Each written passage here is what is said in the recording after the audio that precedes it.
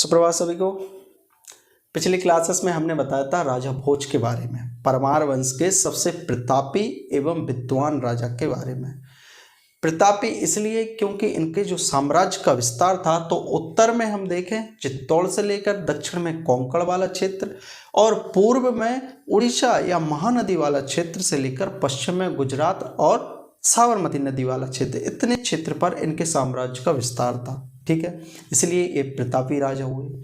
उसके पश्चात ये एक बहुत बड़े विद्वान भी थे, क्योंकि इन्होंने लगभग विभिन्न विषयों पर 23 ग्रंथों की रचना की, जिसमें विद्या विनोद, सरस्वती कंठाभरण, संहार मंजरी, तत्व प्रकाश, प्राकृत व्याकरण, समरांगण, सूत्रधार, अनेक ऐसे काव्यों की रचना की जो इन्हें एक विद्वान के रूप में या हम कहें उच्च कोटि के शिक्षाविद के रूप में प्रस्तुत करते हैं। ठीक है, तो राजा भोज पर आक्रमण हुआ था 1047 और 1053 में। 1053 में लक्ष्मीकर्ण जो कि कलचुरी वंश के राजा थे, जो किसके पुत्र थे? गंगाय देव के पुत्र। और जो चालुक्य वंश के राजा थे, गुजरात के चालुक्य वंश के राजा थे भीम प्रथम, उन्होंने आक्रमण किया था किस पर? राजा भोज पर, और जो मालवा वाला क्षेत्र था उस पर अधिकार कर लिया था, या उसका बहुत सारा क्षेत्र अपने अधिकार के क्षेत्र में ले लिया था। अब इनके बाद इनके पुत्र होते हैं जिनका नाम होता है जयसिंह प्रथम। राजा भोज के पश्चात जो इनके पुत्र होते हैं, जो राजा बनते हैं, वो बनते हैं जयसिंह प्रथम। इन्होंने जो चालुक्य वंश के राजा थे विक्रमादित्य, उनकी मदद से जो अपने पिता द्वारा क्षेत्र गंवाया गया था उसको पुनः अधिकार कर लिया मालवा के क्षेत्र पर। परंतु शीघ्र ही कलचुरी नरेश, लक्ष्मीकर्ण और सोमेश्वर प्रथम जो कि चालुक्य वंश के ही राजा थे, उन्होंने मिलकर इन पर आक्रमण कर दिया और इनसे जो अपना मालवा वाला क्षेत्र था इनके अधिकार का, वो फिर से अपने अधिकार में ले लिया। और इस दौरान इन्होंने जयसिंह प्रथम का वध कर दिया इस युद्ध में। अब इसके पश्चात जो उत्तराधिकारी होते हैं परमार वंश के, मालवा पर जो बचा हुआ क्षेत्र था उस पर जो शासन करने के लिए उत्तराधिकारी बनता है, वो बनते हैं उदयादित्य। उदयादित्य एक्चुअल में राजा भोज के ही भाई थे उदयादित्य, और इन्होंने चौहान शासक विग्रहराज तृतीय, उनकी मदद से अपना जो मालवा वाला क्षेत्र है पुनः अधिकार में ले लिया, पुनः कब्जे में ले लिया, पुनः अधिकृत कर लिया। आप देखेंगे कि अभी जो मालवा को लेकर विभिन्न राजाओं के मध्य केवल खींचातानी चल रही, कभी उनके पाले में कभी इनके पाले में। मतलब पहले राजा भोज से लक्ष्मीकर्ण और भीम प्रथम ने मालवा को अधिकार में लिया, उसके पश्चात राजा जयसिंह ने विक्रमादित्य की मदद से मालवा वापस ले लिया, लेकिन फिर लक्ष्मीकर्ण और सोमेश्वर प्रथम ने दोबारा जयसिंह प्रथम से वापस ले लिया। अब जो उदयादित्य है उन्होंने विग्रहराज तृतीय की मदद से अपना मालवा का क्षेत्र पुनः अधिकार में ले लिया। ठीक है, भीलसा में उदयादित्य ने एक नगर की स्थापना की जिसे कहा गया उदयपुर। भीलसा अर्थात विदिशा वाले क्षेत्र में, तो भीलसा अर्थात विदिशा वाले क्षेत्र में उदयपुर नगर को बसाया और वहां पर ही एक नीलकंठेश्वर मंदिर का निर्माण करवाया। यह प्रश्न भी आ चुका है कि नीलकंठेश्वर मंदिर कहां पर स्थित है। ठीक है, उदयपुर जो कि कहां पर है? विदिशा जिले में आता है, विदिशा वाले क्षेत्र में आता है, भीलसा वाले क्षेत्र में आता है। तो नीलकंठेश्वर, भगवान नीलकंठ कौन है? भगवान शिव, शिव को समर्पित है ये मंदिर। और आप इस जब मंदिर को विजिट करेंगे तो जो वहाँ के लोग के वदंतियाँ हैं, वहाँ के स्थानीय लोग बताते हैं, वो ये बताते हैं कि इस मंदिर का निर्माण केवल रात्रि भर में, केवल एक ही रात में किया गया है। और जो बनाने वाला कारीगर है वो आज भी उसी मंदिर के ऊपर विराजमान है। मतलब पूर्ण मंदिर नहीं बन पाया है, वो आज भी अधूरे मंदिर के रूप में ऊपर ही स्थित है। और ऐसा कहते हैं कि जैसे सूर्य की किरण उस पर पड़ी और वो पत्थर का बन गया। मतलब ऐसे लोग की वदंतियाँ हैं। अब इसके बारे में साक्ष्य तो कोई विशेष उपलब्ध नहीं है। तो नीलकंठेश्वर मंदिर का निर्माण कहाँ पर करवाया? उदयपुर में। उदयपुर अर्थात खुद के नाम पर, जैसे भोजपुर भोज राजा भोज ने, उसी तरह से उदयपुर राजा उदयादित्य ने। ठीक है, इनकी रानी थी रानी शालमाली। रानी शालमाली देवी ने भोपाल में एक मंदिर का निर्माण करवाया जिसे सभा मंडल के रूप में प्रयोग किया जाता था, लेकिन बाद में इसी मंदिर को या इसी सभा मंडल को मस्जिद के रूप में कुदसिया बेगम, जब हम पढ़ेंगे बेगमों का काल, बेगमों का दौर भोपाल के संदर्भ में, तो कुदसिया बेगम का उल्लेख आएगा। तो कुदसिया बेगम ने जो सभा मंडल था या मंदिर था किसके द्वारा निर्मित किया गया था? शालमाली। तो उन्होंने इसकी जगह मस्जिद को निर्मित करवाया, या हम कहें कि मंदिर को मस्जिद के रूप में परिवर्तित करवाया। किसने? कुदसिया बेगम ने। ठीक है, फिर इसके बाद जो उत्तराधिकारी होते हैं वो होते हैं यशोवर्मन। किसके? राजा उदयादित्य के। आप देखेंगे कि जो राजा उदयादित्य हैं इनके पश्चात अनेक छोटे छोटे राजा हुए, लक्षवर्मन, नरवर्मन, लेकिन उनका जो उल्लेख है वो उतना अधिक नहीं है। इस कारण से मैं प्रमुख राजाओं के बारे में पढ़ा रहा हूँ। ठीक है, तो राजा यशोवर्मन के समय गुजरात के चालुक्य राजा थे जयसिंह सिद्धराज।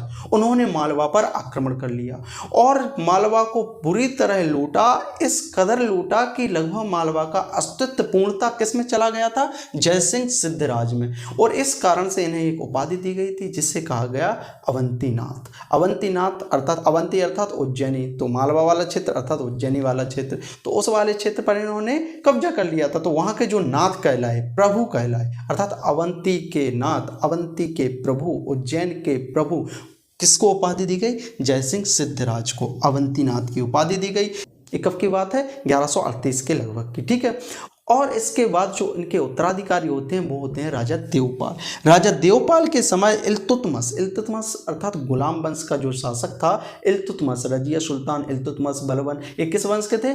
गुलाम वंश के शासक थे। आपको बताएंगे अभी गुलाम वंश, खिलजी वंश और तुगलक वंश, सैयद वंश, लोधी वंश, ये सब अभी पढ़ेंगे जब हम मुस्लिम सल्तनतों के बारे में पढ़ेंगे, क्योंकि 1200 के पश्चात मुस्लिम सल्तनत का ही उदय हो रहा है। मोहम्मद गौरी ने आक्रमण किया था, तराइन के युद्ध में पराजित भी किया था पृथ्वीराज चौहान को। उसके बाद उसने अपना एक गुलाम नियुक्त किया था जिसका नाम था कुतुबुद्दीन ऐबक। उसके बारे में हम अगले जब भारतीय इतिहास का भाग स्पर्श करेंगे तो उसमें इन सब का उल्लेख आएगा। बहुत रोचक बातें आपको पता चलेंगी। ठीक है, जो गुलाम वंश है उसी का एक शासक था जिसका नाम था इल्तुतमिश, और एक रजिया सुल्तान भी हुई है। इल्तुतमिश उसने मालवा पर आक्रमण किया 1233 ईस्वी में।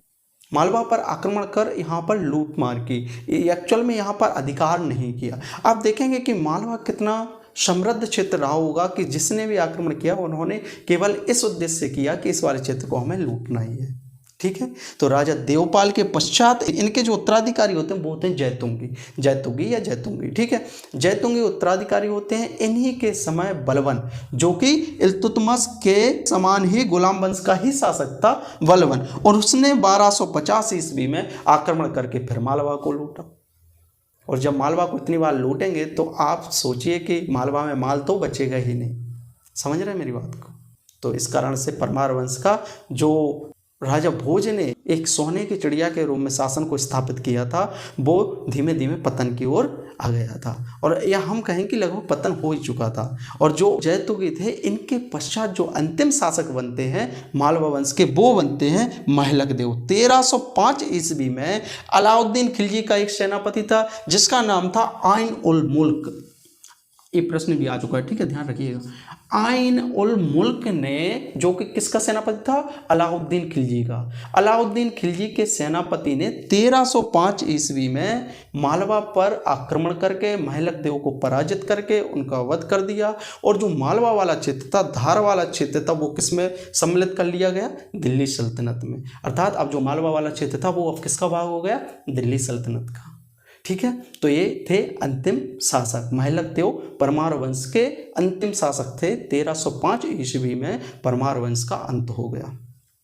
आप देखेंगे कि कितने उतार चढ़ाव से गुजरा हुआ दौर था परमार वंश का। यह संपूर्ण पूर्व मध्यकाल का, छोटे छोटे राजा थे, क्षेत्रीय राजा थे, आपसी संघर्ष हुआ और जिसका फायदा उठाया विदेशी आक्रांताओं ने।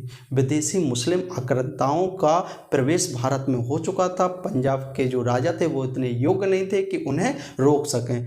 यदि वो योग्य होते भी तब भी जो आंतरिक संघर्ष इतने अधिक चल रहे थे कि वो अपने आंतरिक संघर्षों से लड़ें कि बाहरी विदेशी आक्रांताओं से अपने देश की रक्षा कर सकें।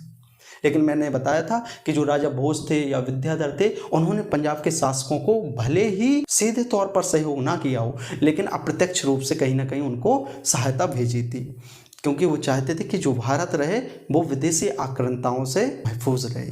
लेकिन ऐसा नहीं हो पाया और हम देखते हैं कि दिल्ली सल्तनत की स्थापना हो जाती है उत्तर में। और फिर अब देखते हैं भारत का जो सिनेरियो है, भारत की जो स्थिति है वो पूर्णतः बदल जाती है। अब मुस्लिम आक्रांताओं का प्रवेश और यहाँ पर सल्तनतों की स्थापना, आप फिर देखेंगे कि यहाँ पर एक दौर चालू होता है जिसे कहा जाता है उत्तर मध्यकाल, या हम कहें उत्तर मध्यकाल में रियासतों का दौर और सल्तनतों का दौर प्रारंभ हो जाता है। अर्थात हम जो 1200 ईस्वी तक पढ़ चुके हैं, इसके पश्चात 1200 से लेकर 1800 ईस्वी में जो उत्तर मध्यकाल है, उत्तर मध्यकाल में सल्तनतों के बारे में पढ़ा जाएगा और रियासतों के बारे में पढ़ा जाएगा। यही सबसे महत्वपूर्ण टॉपिक है संपूर्ण मध्य प्रदेश इतिहास का, जिसे कहा जाता है रियासतों का दौर, जिसमें हम पढ़ेंगे बुंदेली, बघेली और होलकर रियासत, भोपाल रियासत, रीवा रियासत, सिंधिया रियासत, इन सब के बारे में बहुत ही रोचक जानकारियाँ सुनने को मिलेंगी। और मैं ऐसा उम्मीद करता हूँ कि आप साथ बने रहेंगे, ठीक है, क्योंकि जो हमने यात्रा प्रारंभ की थी उसमें विराम आवश्यक है, लेकिन उसका अंत नहीं कर सकते। विराम आवश्यक है क्योंकि हम थक जाते हैं, यात्रा सामान्य तौर पर करते हैं तो उसमें भी हम थकते हैं, ठीक है। तो इसलिए एक ही एक तरह की चीज़ें पढ़ने में कहीं आप बोर ना हो जाएं, कहीं आप थक ना जाएं, इसलिए मैं कहीं ना कहीं टॉपिक को बदलने का प्रयास करता हूँ, ठीक है। उम्मीद करता हूँ आपको समझ में आएगा और आना भी चाहिए। इसी उम्मीद के साथ बहुत बहुत धन्यवाद। Have a nice day.